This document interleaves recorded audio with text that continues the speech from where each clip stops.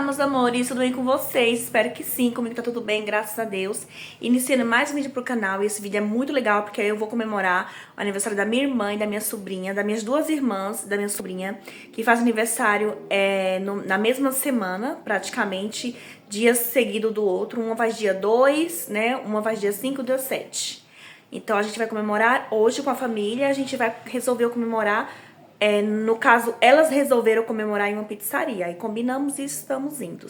Já estou toda equipada aqui pro frio. Então, meus amores, estou pronta aqui, né? Muito frio. Aí eu coloquei essa roupa aqui, ó. Ó, coloquei esse tênis. Uma meia calça por baixo e essa legging aqui. E coloquei essa blusa azul. Essa blusa de frio, que ela é bem reforçada. E esse cachecol. E vamos que vamos. Hoje extremo.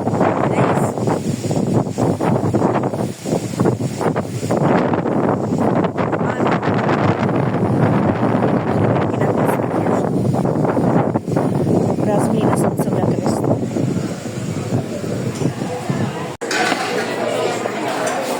Posso de lá pra cá?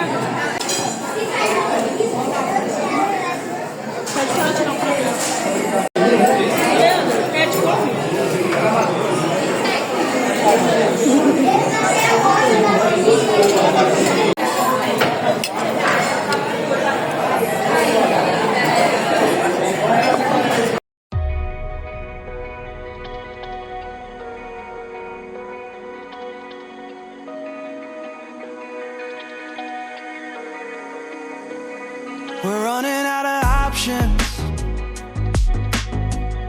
I didn't know them, but we took every precaution.